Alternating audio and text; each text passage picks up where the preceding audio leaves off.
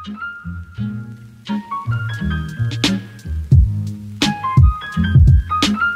Matt here with Sun Sweeping.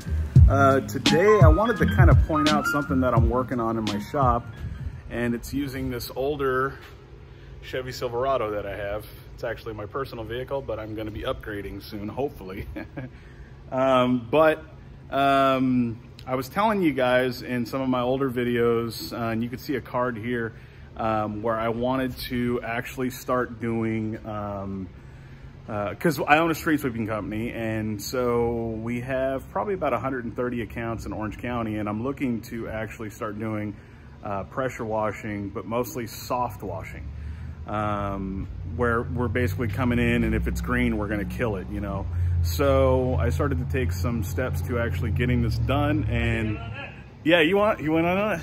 This is my neighbors over here. So that's what we're trying to do. We're trying to actually start another thing, basically another service for all of our clients. And we always get asked, you know, hey, what other services do you provide, or do you provide anything else? And the answer, I'm hoping soon, will be yes. We actually provide soft washing and pressure washing. So I'm going to show you the electrical setup for this and my test pump and test tank. I literally got it for Father's Day, so I decided to set it up. So let's check it out. This is one of our older trucks. I'm actually getting the new engine built on this, and a new fan housing, redoing the fenders and everything, and we're actually trading out this truck. This is our really old truck, but the tank is stainless, so we're going to be getting it ready for more services. We're actually getting a lot of accounts over COVID, basically. Okay, so here's my pump, and I think I did a little video on this to check and see if it'll run for my battery on my truck, and it does. I'm obviously going to be changing this out. This is a 15-gallon tank, and it works. But I'm not going to be using it for any business per se yet, but I'll probably end up using this as a bleach tank. I'm doing this very on the cheap right now because I'm not going to put a lot of money into something that's not going to work out for us. This also is going to help us branch into residential. We do all commercial, but when I say commercial, we do commercial residential. So we do like HOAs and apartment complexes and stuff like that. But I really want to service houses as well, just personal houses to do like house washes and all that stuff. But we will be able to do the commercial too. I'm just not going to be set up for that right now. But we will be in the future. So with that said, I ran power today, and I'm going to get under the truck so you can see how I ran it. But I ran basically 10 gauge wires from the battery terminal, and I ran them back here to my bed. I'm going to be 3D printing an actual button holder to hold the buttons that I'm going to actually set up to this, like an on-off switch, probably like right under here. I'm not sure how I'm going to do that, but I'm basically going to set an on-off switch, and so I'm going to make a button holder using 3D design, and I'm going to 3D print it out. That way it looks better. You know, you'll look over the side and you'll see basically a button that lights up and, you know, switches on and off, which will switch on my pump. So in a pressure washing / soft washing system, normally what you would see, and I'm new at this, so please take what I say with a grain of salt, but normally my understanding of it is that you have a 12 volt pump, and this is usually dedicated to pumping your chemical that's going to be killing the algae. And that's generally what it's used for, and also transferring soaps and stuff like that around to different tanks. So I'm going to have a water tank, I'm going to have a chemical tank, and then I'm going to have 2 hose reels probably coming off the back, and I'm going to have a skid, obviously. And pressure washing motor, belt driven most likely.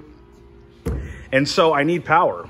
And so like I said, I ran this 10 gauge wire, which is a pretty thick wire, just so I never run out of power. Just kind of wanted to show you guys how I wired this. So there's a hole down there in my bed, actually in my truck bed, and it leads all the way down there. Okay, you can see the 2 wires there.